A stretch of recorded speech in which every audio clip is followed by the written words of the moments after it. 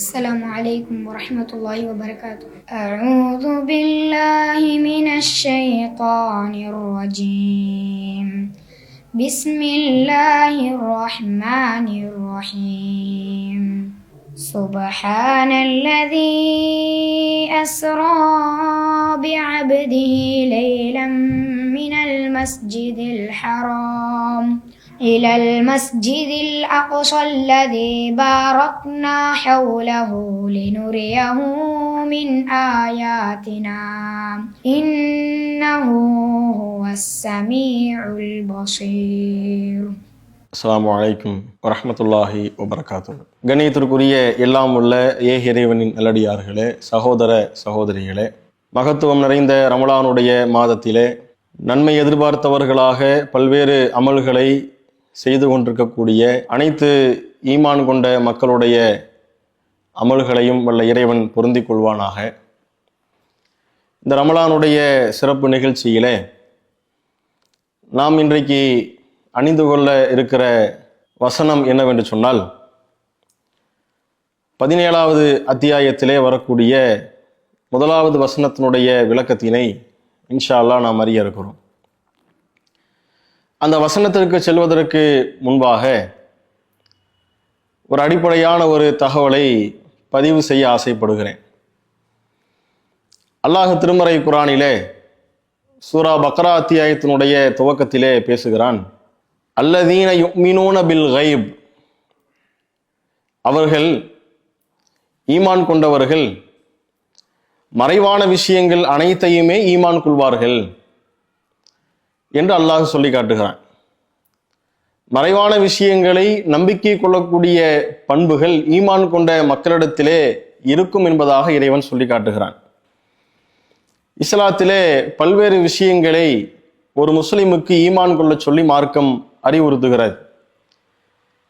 நாம் யாரும் இறைவனை பார்த்தது இல்லை, ஆனால் அந்த இறைவனை பார்க்காவிட்டாலும் கூட அந்த ஏக இறைவன் இருக்கிறான் என்று நம்பிக்கை கொள்ள வேண்டியது ஒரு முஸ்லிமுடைய கடமையாக மார்க்கம் சொல்கிறது. நாம் யாரும் நபிமார்களை பார்த்தது இல்லை, வானவர்களை பார்த்தது இல்லை, கபரு வாழ்வை பார்த்தது இல்லை, விதியை நாம் பார்த்தது இல்லை, மறுமை நாளை நாம் பார்த்தது இல்லை. இப்படியாக நாம் பார்க்காத விஷயங்களை எல்லாம் நாம் பார்க்காவிட்டாலும் கூட குர்ஆனும் நபிமொழிகளும் அதனை நமக்கு நம்ப சொல்லுகிறது என்ற அடிப்படையிலே அதையெல்லாம் நம்பினால்தான் ஒருவன் ஈமான்தாரியாக பரிபூர்ண ஈமானை கொண்டவராக மாற முடியும். அந்த அடிப்படையில இது அல்லாமல் இன்னும் பல விஷயங்களை இஸ்லாமிய மார்க்கம் நம்பிக்கை கொள்ள சொல்கிறது. அந்த ஒரு முக்கியமான விஷயத்தை பற்றி பேசக்கூடிய ஒரு முக்கியமான வசனம் தான் 17வது அத்தியாயத்திலே வரக்கூடிய 1வது வசனம். இந்த வசனம் என்ன சொல்கிறது? சுபஹானல்லதி அஸ்ரா பி அப்திஹி லைலம் மினல் மஸ்ஜிதில் ஹராமி இலல் மஸ்ஜிதில் அக்ஸா அல்லதி பாரக்னா ஹவுலஹு லினுரியஹு மின் ஆயாத்தினா இன்னஹு ஹுவஸ் ஸமீஉ பஸீர். அல்லாஹ் சொல்கிறான், ஒரு பாக்கியம் பொருந்திய இரவிலே மஸ்ஜிதுல் ஹராம் என்கின்ற புனித ஆலயத்தில் இருந்து மஸ்ஜிதுல் அக்ஸா என்கின்ற புனித ஆலயம் வரையும் தனது அடியாரான முஹம்மதை அழைத்து சென்றானே, அந்த இறைவன் தூய்மையானவன் என்று அல்லாஹ் சொல்லி காட்டுகிறான். இந்த வசனம் எதை பற்றி பேசுகிறது என்றால், அல்லாஹுடைய தூதரவர்களுடைய 23 ஆண்டு கால நபித்துவ வாழ்க்கையிலே மக்கா வாழ்க்கையின் 13 ஆண்டு கால அந்த காலகட்டத்தில் நடந்த தவிர்க்க முடியாத அனைத்து முஸ்லிம் சமுதாயமும் அறிந்து கொள்ள வேண்டிய, அறிந்து வைத்திருக்க வேண்டிய, ஈமான் கொள்ள வேண்டிய முக்கியமான ஒரு நிகழ்வாக சொல்லப்படக்கூடிய மிஅராஜ் எனும் விண்ணுலக பயணத்தை பற்றி பேசக்கூடிய ஒரு துவக்கமான வசனம் இது. மஸ்ஜிதுல் ஹராமிலிருந்து அல்லாஹுடைய தூதரவர்கள் மஸ்ஜிதுல் அக்ஸாவை நோக்கி அழைத்து செல்லப்படுகிறார்கள். மஸ்ஜிதுல் அக்ஸாவில இருந்து நபி அவர்கள் விண்ணுலக பயணத்தை மேற்கொண்டதாக திருமறை குர்ஆன் சொல்லுகிறது. இதனுடைய கூடுதல் தகவல்களை நபி மொழிகள் மூலமாக நாம் அறிந்து கொள்ள முடிகிறது. இந்த மஸ்ஜிதுல் ஹராம், மஸ்ஜிதுல் அக்ஸா என்றால் என்ன என்று பார்த்தால், நபி ஆதம் அலைஹிஸ்ஸலாம் அவர்களால் கட்டப்பட்ட இந்த உலகத்தின் முதல் இறை இல்லம் காபா என்று சொல்லப்படக்கூடிய மஸ்ஜிதுல் ஹராம். அதே ஆதம் அலைஹிஸ்ஸலாம் அவர்களால் கட்டப்பட்ட இன்னொரு இறை இல்லம்தான் பலஸ்தீனிலே அமைந்துள்ள மஸ்ஜிதுல் அக்ஸா என்கின்ற இறை இல்லம். அல்லாஹ்வுடைய தூதர் அவர்களை இறைவன் மஸ்ஜிதுல் ஹராமில் இருந்து மஸ்ஜிதுல் அக்ஸாவை நோக்கி அழைத்து சென்று அங்கிருந்து விண்ணுலக பயணம் மேற்கொண்டதாக இந்த வசனத்தின் மூலமாக நாம் அறிந்து கொள்கிறோம். இந்த இறை இல்லத்தை பற்றிய செய்திகளை பாருங்கள். அல்லாஹ்வுடைய தூதர் அவர்கள் சொல்கிறார்கள், லா துஷத்துல் ரிஜாலு இலா ஸலாஸதி மசாஜித், 3 பள்ளிவாசல்களுக்கே தவிர எந்த ஒரு மனிதரும் எந்த ஒரு முஸ்லிமும் பயணம் மேற்கொண்டு அமல்களை செய்வதற்காக வேண்டி சிரமம் எடுத்து பயணம் மேற்கொள்வதற்கு எந்த ஒரு முஸ்லிமுக்கும் அனுமதி இல்லை. எந்த பள்ளிவாசல்களை தவிர என்று சொன்னால் அல் மஸ்ஜிதுல் ஹராம், புனித இல்லமாக கருதப்படக்கூடிய காபத்துல்லா என்கின்ற மஸ்ஜிதுல் ஹராம், மஸ்ஜிதிர் ரசூலில்லாஹி ஸல்லல்லாஹு அலைஹி வஸல்லம், அல்லாஹ்வுடைய தூதருடைய பள்ளிவாசல் என்று அழைக்கப்படக்கூடிய மஸ்ஜிதுல் நபவி என்கின்ற மதீனாவிலே அமைந்துள்ள இறை இல்லம். 3வது மஸ்ஜிதுல் அக்ஸா, பலஸ்தீனிலே அமைந்துள்ள மஸ்ஜிதுல் அக்ஸா என்கின்ற இறை இல்லம். இந்த 3 இறை இல்லங்கள் மட்டும்தான் நன்மையை எதிர்பார்த்து சிரமம் எடுத்து பயணத்தை மேற்கொண்டு அமல்கள் செய்ய வேண்டும் என்பதற்காக வேண்டி பயணம் மேற்கொள்ளக்கூடிய அளவிற்கு முக்கியத்துவம் வாய்ந்த பள்ளிவாசல்களாக இந்த 3 பள்ளிவாசல்களை தவிர வேறு எந்த பள்ளிவாசலுக்கும் இறை தூதர் அவர் முக்கியத்துவம் கொடுக்கவில்லை. அப்படியாக வரலாறுகளிலே, இஸ்லாமிய வரலாறுகளிலே, பள்ளிவாசல்களுடைய வரலாறுகளிலே மிக முக்கியமான 3 இடங்களை பிடித்திருக்கின்ற இறை இல்லங்கள் தான் இந்த காபத்துல்லா, மஸ்ஜிதுல் நபவி, மஸ்ஜிதுல் அக்ஸா என்கின்ற இறை இல்லம். இந்த இறை இல்லங்களோடு தொடர்பு படுத்தித்தான் இந்த விண்ணுலக பயணமே ஆரம்பிக்கிறது என்பது மிக ஆச்சரியமான உண்மையாக இருக்கிறது. இந்த நிகழ்வினுடைய துவக்கங்களை நீங்க பாருங்க. ஒவ்வொரு செய்தியாக நாம பதிவு செய்கிறோம். முதல் நிகழ்வாக என்ன நடக்கிறது என்றால், ஒரு இரவு, அந்த ஒரு இரவிலே ஒரு வாகனத்தோடு வானவர் ஜிப்ரீல் அலைஹிஸ்ஸலாம் அவர்கள் வருகை தருகிறார்கள். ரசூலுல்லாஹ் அதை பார்க்கிறாங்க. நபி அவர்கள் அந்த வாகனத்தை பார்க்கின்ற பொழுது அந்த வாகனத்தை பற்றிய செய்தியெல்லாம் ரசூலுல்லாஹ் நமக்கு விண்ணுலக பயணம் சென்று முடித்து திரும்ப மக்கா நகரத்துக்கு வந்த பிறகு அந்த இரவிலே, அந்த ஓர் இரவில் என்னவெல்லாம் நடந்தது என்பதை அல்லாஹ்வுடைய தூதர் அவர்கள் மக்களுக்கு அறிவிக்கிறார். அந்த அறிவிக்கப்பட்ட செய்திகளைத்தான் நம்ம இப்ப துவக்கமாக நாம பதிவு செய்யறோம். நபி அவர்கள் சொல்கிறார்கள், நான் ஒரு இரவிலே உறங்கிக் கொண்டிருந்தேன், அரைகுறை உறக்கத்தோடு இருந்தேன். அப்பொழுது வானவர் ஜிப்ரீல் அலைஹிஸ்ஸலாம் அவர்கள் ஒரு வாகனத்தோடு வந்தார்கள். ஹதீஸ்களை பாருங்க. ஊத்தீத்து பிதாபத்தின் அபியல், ஒரு வெள்ளை நிறத்திலான ஒரு வாகனம் எனக்கு கொண்டு வரப்பட்டது. அந்த வாகனம் எப்படி இருந்தது என்றால், தூனல் பகுலி வ ஃபௌகல் ஹிமார், அது பார்ப்பதற்கு கழுதையினுடைய அளவை போன்றும் இருக்கிறது, கோவேறு கழுதையினுடைய அளவுக்கு நிகராகவும் இருக்கிறது. அப்படி என்றால் கழுதைக்கும் கோவேரி கழுதைக்கும் இடைப்பட்ட ஒரு உயரத்திலே, ஒரு தோற்றத்திலே அந்த வாகனம் இருந்தது. அந்த வாகனத்தினுடைய பெயர் என்னவென்றால் அல் புராக், புராக் என்று சொல்லப்படக்கூடிய வாகனம் என்று நபிகளாருக்கு அறிவிக்கப்படுகிறது. ஜிப்ரீல் அலைஹிஸ்ஸலாம் அவர்கள் அந்த புராக் என்கின்ற வாகனத்திலே ஏற சொல்லி அல்லாஹ்வுடைய தூதருக்கு கட்டளையிடுகிறார்கள். அப்படி ஏறுகின்ற சமயத்திலே அந்த வாகனம் ஏற மறுத்ததாகவும், அப்பொழுது ஜிப்ரீல் அலைஹிஸ்ஸலாம் அவர்கள் முகமது அவர்களை ஏற்றுக்கொள்ள ஏன் மறுக்கிறாய் என்று அந்த புராக் என்கின்ற வாகனத்தை பார்த்து கேட்கின்ற பொழுது வியர்வை வடிந்த நிலையிலே அந்த வாகனம் அல்லாஹ்வுடைய தூதரை தன் மீது ஏற்றுக்கொள்கிறது. இப்படியாக நபி அவர்கள் முதலாக மேராஜ் பயணத்தினுடைய துவக்க நிகழ்வாக புராக் என்கின்ற அந்த வாகனத்தை கொண்டு ஜிப்ரீல் அலைஹிஸ்ஸலாம் அவர்கள் அல்லாஹ்வுடைய தூதரை காபத்துல்லாவில் இருந்து எங்கு அழைத்து செல்கிறார்கள்? அல்லாஹ் சொன்னதை போல மஸ்ஜிதுல் அக்ஸா என்கின்ற இறை இல்லத்துக்கு அழைத்து செல்லப்படுகிறார்கள். அந்த இறை இல்லத்துக்கு மஸ்ஜிதுல் அக்ஸாவிற்கு சென்ற பிறகு அங்கு பல நிகழ்வுகளை அல்லாஹ்வுடைய தூதர் அவங்க பார்க்கிறாங்க. இதெல்லாம் நாம் நம்பிக்கை கொள்ள வேண்டிய விஷயங்களாக நம்ம புரிந்து கொள்ள வேண்டும். மஸ்ஜிதுல் அக்ஸாவிற்கு அந்த சென்ற பிறகு அதுவரையிலேயும் அல்லாஹ்வுடைய தூதர் அவர்கள் மஸ்ஜிதுல் அக்ஸாவிற்கு சென்றது கிடையாது. காபத்துல்லா தான். இது எல்லாம் தாண்டி மிக தொலைதூரத்திலே உள்ள ஒரு பள்ளிவாசல் தான் மஸ்ஜிதுல் அக்ஸா. நபியவர்கள் செல்லாத ஒரு பள்ளிவாசல், செல்ல ஆசைப்பட்ட ஒரு பள்ளிவாசல் தான் மஸ்ஜிதுல் அக்ஸா என்கின்ற பள்ளிவாசல். அந்த பள்ளிவாசலுக்கு, அந்த இறை இல்லத்திற்கு அல்லாஹுடைய தூதர் அவர்கள் அந்த புராக் என்கின்ற வாகனத்தின் மூலமாக அழைத்து செல்லப்படுகிறார்கள். சென்ற இடத்திலே பல விஷயங்களை ரசூலுல்லாஹ் பார்க்கிறாங்க. அங்கு பல நபிமார்களை கண்டதாக ரசூலுல்லாஹ் சொல்றாங்க. இப்ராஹிம் அலைஹிஸ்ஸலாம் அவங்கள பார்க்கறாங்க, மூசா நபியை பார்க்கறாங்க, இன்னும் பல நபிமார்களை அந்த மஸ்ஜிதுல் அக்ஸாவிலே பார்க்கிறார்கள். அந்த நேரத்திலே தொழுகைக்கான வக்தினுடைய நேரம் வருகின்ற பொழுது நபி அவர்கள் அங்கு உள்ள நபிமார்களுக்கு நபிகளார் இமாமத்து செய்ததாக ரசூலுல்லாஹ் சொல்றாங்க. நான் இமாமத்து செய்தேன். அங்கிருந்த பல நபிமார்கள் எனக்கு எடுத்து காட்டப்பட்டார்கள். அந்த நபிமார்களுக்கு நான் இமாமத்து பணி செய்தேன், நான் அந்த நேர தொழுகை நான் தொலை வைத்தேன் என்பதை என்ன செய்யறாங்க ரசூலுல்லாஹ் அந்த செய்தியை நமக்கு சொல்றாங்க. அப்படியாக நபிமார்களுக்கு அந்த நேர தொழுகையை தொழுது முடித்த பிறகு அங்கு இருந்து மீண்டும் விண்ணுலக பயணத்திற்கு நபிகளார் அழைத்து செல்லப்படுறாங்க. இதான் ரசூலுல்லாஹ் இந்த உலகத்துல இருந்து விண்ணுலகத்தை நோக்கி பயணிப்பதற்கான முதல் ஆரம்பம் எது என்று சொன்னால் மஸ்ஜிதுல் அக்ஸா என்கின்ற அந்த இறை இல்லம். அப்ப அந்த மஸ்ஜிதுல் அக்ஸா என்கின்ற இறை இல்லத்துல இருந்து அல்லாஹ்வுடைய தூதர் அவர்களை ஜிப்ரீல் அலைஹிஸ்ஸலாம் அவர்கள் முதல் வானத்திற்கு அழைத்து செல்றாங்க. அல்லாஹ் இந்த வானங்களை பற்றி நமக்கு திருமறை குர்ஆனிலே சொல்லி காட்டுகிறான். சூரா முல்க் என்கின்ற அத்தியாயத்தினுடைய துவக்கத்தில் நீங்க படிச்சு பார்த்தீங்கன்னா தெரியும். அல்லதி ஹலக்க சபஅ சமாவாத்தின் திபாகா, அந்த இறைவன் எப்படிப்பட்டவன் தெரியுமா? அவன்தான் அடுக்கடுக்கான 7 வானங்களை படைத்தான் என்று அல்லாஹ் சொல்லி காட்டுகிறான். அந்த படைப்பிலே நீர் குறை ஏதும் காண்கிறீரா என்றெல்லாம் அல்லாஹ் அந்த அடுத்தடுத்த வசனங்களிலே இறைவன் பேசுகிறான்.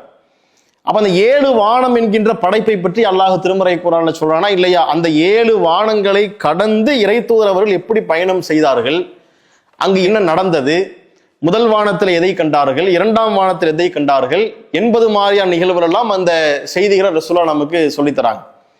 அப்ப அல்லாஹ்வுடைய தூதர் அவர்கள் ஜிப்ரீல் அலைஹிஸ்ஸலாம் அவர்கள் நபிகளாரை அழைத்து கொண்டு முதல் வானத்துக்கு போறாங்க. அங்கு முதல் வானத்தினுடைய காவலராக வானவர் நியமிக்கப்பட்டிருக்கிறார். அப்போ வானவர் அவர்கள் விசாரிக்கிறாங்க, வந்திருப்பது யார்? ஜிப்ரீல் வந்திருக்கிறேன். உம்முடன் இருப்பது யார்? என்னோடு இருப்பது முகமது நபி ஆவார். பேசிக்கிறாங்க. வானவர் வந்து ஜிப்ரீல் அலைஹிஸ்ஸலாம் அவங்கள்ட்ட பேசிக்கிறாங்க. அனுமதி கேட்டுத்தான் அடுத்த கட்டத்துக்கு போக முடியும். அப்ப முதல் வானத்திலே உள்ள வானவர் விசாரிக்கிறார், யார் வந்திருக்கிறீங்க, உங்களோடு இருக்கிறது யாரு? என்னோடு முகமது அவர்கள் இருக்கிறார். உங்களுக்கு அவரை அழைத்து வர சொல்லி கட்டளையிடப்பட்டிருக்கிறதா? ஆமாம், எனக்கு அழைத்து வர சொல்லி கட்டளையிடப்பட்டிருக்கிறது, கதவை திறங்க, முதல் வானத்தை திறந்து விடுங்கள் என்று சொல்லும் பொழுது முதல் வானத்திற்கு செல்கிறார்கள். அங்கு சென்றால் அல்லாஹ்வுடைய தூதர் அவர்கள் ஒருத்தரை பார்க்கிறாங்க. அப்ப ஜிப்ரீல் அலைஹிஸ்ஸலாம் அவங்கள்ட்ட ரசூலுல்லாஹ் கேட்கிறாங்க, அது யாரு என்று கேட்கும்போது ஜிப்ரீல் அலைஹிஸ்ஸலாம் அவங்க விஷயங்களை சொல்றாங்க. அவர் தான் ஆதம் அலைஹிஸ்ஸலாம். என்ன செஞ்சாங்க கேட்டீங்கன்னா, ஆதம் நபி அவர்கள் வலதுபுறமாக திரும்புகிறார்கள், திரும்பி பார்த்து சிரிக்கிறார்கள். ஆதம் நபி அவர்கள் இடதுபுறமாக திரும்பி பார்க்கிறார்கள், பார்த்து விட்டு அழுகிறார்கள். அப்ப ரசூலுல்லாஹ் கேட்கிறாங்க, ஏன் அவர் வலதுபுறமாக பார்க்கும் பொழுது சிரிக்கிறார், இடதுபுறமாக பார்க்கும் பொழுது ஏன் அழுகிறார் என்று சொல்லுகின்ற பொழுது ஜிப்ரீல் அலைஹிஸ்ஸலாம் அவங்க விளக்கம் கொடுக்கிறாங்க. இவர் தான் ஆதம் அலைஹிஸ்ஸலாம், அவர்கள் தான் அவருடைய சமுதாய மக்கள், வலதுபுறத்தில் இருக்கின்ற மக்கள் சொர்க்கவாசிகள், எனவே அவர்களை பார்த்து ஆதம் நபி சிரித்தார்கள். இடதுபுறமாக இருப்பது நரகவாசிகள், எனவே அந்த மக்களை பார்த்து ஆதம் நபி அழுகிறார்கள் அப்படிங்கிற ஒரு தகவல் என்ன செய்யறாங்க ரசூலுல்லாஹ்க்கு ஜிப்ரீல் அலைஹிஸ்ஸலாம் அவர்கள் பதிவு செய்யறாங்க. ஆதம் அலைஹிஸ்ஸலாம் அவர்கள் அல்லாஹ்வுடைய தூதரை வரவேற்கிறார்கள். வரவேற்று முடித்து இது போன்ற நிகழ்வுகள் எல்லாம் அந்த உரையாடல்கள் எல்லாம் முடிந்த பிறகு அடுத்து 2வது வானத்திற்கு செல்றாங்க. 2வது வானத்திற்கு சென்றால் அதே போல அங்கு உள்ள வானத்தினுடைய காவலாளி வானவர், யார் வந்திருக்கிறீங்க, உங்களோடு இருக்கிறது யாரு, உங்களுக்கு அழைத்து வர சொல்லி உங்களுக்கு கட்டளையிடப்பட்டதா என்ற கேள்விகள் எல்லாம் அவரும் திரும்ப அதே போல கேட்கிறார். ஜிப்ரீல் அலைஹிஸ்ஸலாம் அவர்களும் அதே போல பதில் அளித்து விட்டு அடுத்து 2வது வானத்திற்கு நகர்றாங்க. அங்கு சென்று அல்லாஹ்வுடைய தூதர் அவர்கள் 2 நபிமார்களை பார்க்கிறாங்க. ஒன்று ஈசா அலைஹிஸ்ஸலாம், இன்னொன்று யஹ்யா அலைஹிஸ்ஸலாம். ஈசா நபியும் யஹ்யா அலைஹிஸ்ஸலாம் அவர்களையும் பார்க்கின்ற பொழுது 2 நபிமாரும் அல்லாஹ்வுடைய தூதரை வரவேற்கிறாங்க. அப்படியாக அந்த 2 நபிமார்களை அந்த 2வது வானத்துல ரசூலுல்லாஹ் சந்திக்கிறாங்க. அந்த சந்திப்பு முடிந்த பிறகு அடுத்து 3வது வானத்துக்கு ரசூலுல்லாஹ் அழைத்து செல்லப்படுறாங்க. அங்கும் அதே போல அந்த வானத்தினுடைய காவலாளியாக இருக்கின்ற வானவர் யார் என்று விசாரிக்கிறார், உடன் இருப்பது யார் என்று கேட்கிறார். எல்லாம் அந்த விசாரணை எல்லாம் முடிந்த பிறகு அடுத்த 3வது வானத்திற்கு நபிகளார் அழைத்து செல்லப்படுகிறார்கள். அந்த 3வது வானத்திலே அல்லாஹ்வுடைய தூதர் அவர்கள் நபி யூசுப் அலைஹிஸ்ஸலாம் அவங்களை பார்க்குறாங்க. அவர்கள் ரசூலுல்லாஹ் வரவேற்கிறாங்க.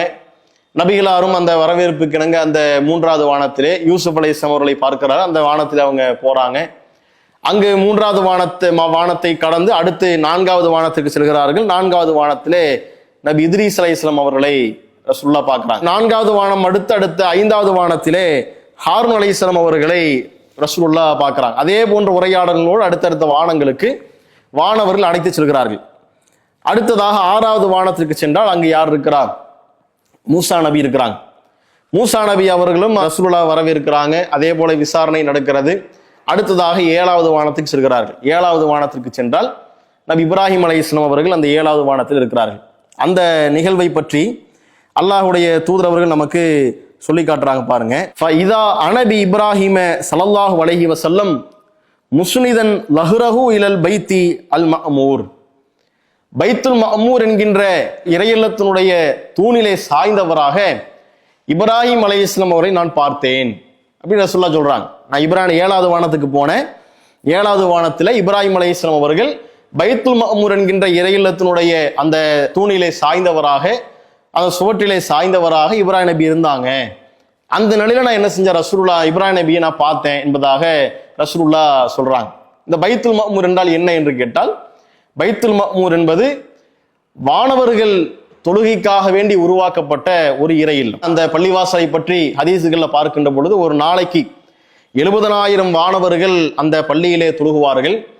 தொழுதுவிட்டு செல்லக்கூடியவர்கள் மீண்டும் அந்த இறை இல்லத்திற்கு வரமாட்டார்கள். அப்போ ஒவ்வொரு நாளும் 70,000 வானவர்கள் அந்த பள்ளியிலே தொழுகப்படக்கூடிய ஒரு இறை இல்லமாக அந்த இறை இல்லம் கட்டமைக்கப்படுகிறது என்று சொன்னால், அப்போ எத்தனை வானவர்களை அல்லாஹ் படைச்சிருப்பாங்கிறத நம்ம கணக்கு பண்ண முடியுதா? எவ்வளவு எண்ணிக்கையில சொல்ல முடியாத எண்ணிக்கையில் அடக்க முடியாத அளவிற்கு அல்லாஹ் வானவர்களை படைத்திருப்பது இந்த நபி மொழி மூலமாக நம்மால் புரிந்து கொள்ள முடிகிறது. அப்ப அப்படியான ஒரு பைத்துல் மஅமூர் என்கின்ற இறை இல்லத்திலே சாய்ந்தவராக இப்ராஹிம் அலைஹிஸ்ஸலாம் அவங்க என்ன செய்யறாங்க, ரசூலுல்லாஹ் பார்க்கறாங்க. இன்னொரு செய்தியில அந்த இடத்துல நடந்த ஒரு உரையாடல் ரசூலுல்லாஹ் சொல்றாங்க, இதுதான் அந்த பைத்துல் மஅமூர் ஆகும். ரசூலுல்லாஹ் ஜிப்ரீல் அலைஹிஸ்ஸலாம் அவங்கள்ட்ட கேட்கிறாங்க, இது என்னன்னு கேட்கும்போது இதுதான் என்ன பைத்துல் மஅமூர் என்கின்ற இறை இல்லமாகும். இதிலே ஹாதல் பைத்துல் மஅமூர் யுஸல்லி ஃபீஹி குல்ல யௌமின் 70,000 மலக்கின். இந்த இறை இல்லத்திலே ஒவ்வொரு நாளும் 70,000 வானவர்கள் தொழுகின்றார்கள். இதா ஹரஜு லம் யஊது இலைஹி ஆகிர மா அலைஹிம். இதிலிருந்து வெளியே சென்று விட்டால் திரும்ப இதனிடம் வரமாட்டார்கள், அதுவே அவர்கள் கடைசியாக நுழைந்ததாக ஆகிவிடும் அப்படிங்கிறாங்க ஜிப்ரீல் அலைஹிஸ்ஸலாம் அவர்கள். ஜிப்ரீல் அலைஹிஸ்ஸலாம் அவங்க ரசூலுல்லாஹ்க்கு அந்த பதிலை கொடுக்குறாங்க.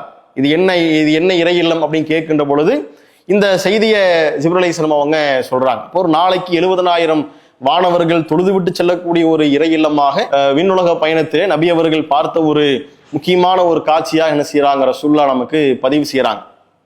இந்த பதிவுகள் எல்லாம் நபி அவர்கள் இங்கிருந்து பஜ்துல் அக்ஸாவில இருந்து விண்ணுலகத்துக்கு அழைத்து செல்லப்பட்டு முதல் வானத்திலே ஆதம் அலைஹிஸ்ஸலாம் அவங்களை பார்க்குறாங்க. அடுத்தடுத்த வானங்கள்ல ஒவ்வொரு நபிமார்களையும் பார்த்து விட்டு 7வது வானத்தில் இப்ராஹிம் அலைஹிஸ்ஸலாம் அவங்களை பார்க்குறாங்க. அந்த இப்ராஹிம் அலைஹிஸ்ஸலாம் அவர்களை பைத்துல் மஅமூர் என்கின்ற வானவர்கள் தொழக்கூடிய பள்ளிவாசலே சாய்ந்தவராக பார்க்கிறார்கள். அந்த இடத்துல யார் என்ன இது விசாரிக்கப்படுகிறது, அந்த ஆலயத்தை பற்றிய தகவல்களை அல்லாஹ்வுடைய தூதரவங்க ஜிப்ரீல் அலைஹிஸ்ஸலாம் அவங்கள்ட்ட வாங்குறாங்க. இப்படியான நிகழ்வுகள் எல்லாம் அந்த 7 வானங்களை கடந்து அந்த 7வது வானத்திலே நடந்த நிகழ்வுகளாக நமக்கு இதெல்லாம் சொல்லப்படுகிறது. அங்கு அல்லாஹ்வுடைய தூதர் அவர்கள் ஒரு மரத்தை பார்க்கிறார்கள். அதை பற்றி ரசூலுல்லாஹ் சொல்றாங்க, வருஃபியத்லி சித்ரத்துல் முன்தஹா. எனக்கு சித்ரத்துல் முன்தஹா என்கின்ற அந்த இலந்தை மரம் எனக்கு காட்டப்பட்டது. ஃபைதா நபிகுஹா கஅன்னஹு கிலாலு ஹஜர வரகுஹா. அதன் பழங்கள் ஹஜர் என்ற இடத்தின் கூஜாக்கள் போல் இருந்தன. அதன் இலைகள் யானைகளினுடைய காதுகளை போல பிரம்மாண்டமாக இருந்தது. அல்லாஹ்வின் கட்டளைப்படி அதை மூட வேண்டியது மூடியதும், அது சிவப்பு மாணிக்கங்களாக அல்லது பச்சை மரகதங்களாக அல்லது அவற்றை போன்றதாக அது மாறிவிட்டது அப்படிங்கிறாங்க. அந்த மரத்தை பற்றி ரசூலுல்லாஹ் விவரிக்கிறாங்க. இந்த மரத்தை பற்றி இன்னும் கூடுதலான சில தகவல்கள் ரசூலுல்லாஹ் சொல்லுகின்ற பொழுது, அதனுடைய வேறு பகுதியிலே 4 ஆறுகள் இருந்தன. சல்சபில், கௌசர் என்கின்ற 2 ஆறுகள் உள்ளன. மற்றும் யூப்ரட்டிஸ், நைல் ஆகிய 2 ஆறுகள் அதனுடைய வெளிப்பகுதியிலே இருந்தன. நான் ஜிப்ரீல் அலைஹிஸ்ஸலாம் அவரிடத்தில் அது குறித்து கேட்டேன். அப்ப ஜிப்ரீல் அலைஹிஸ்ஸலாம் அவங்க சொல்றாங்க, உள்ளே இருப்பவை 2 சொர்க்கத்தில் உள்ள ஆறுகளாகும், வெளியே இருப்பவை 2 நைல் நதியும் யூப்ரட்டிஸ் நதியுமாகும் செய்றாங்க. ஜிப்ரீல் அலைஹிஸ்ஸலாம் அவர்கள் அல்லாஹ்வுடைய தூதருக்கு விளக்கம் சொல்றாங்க.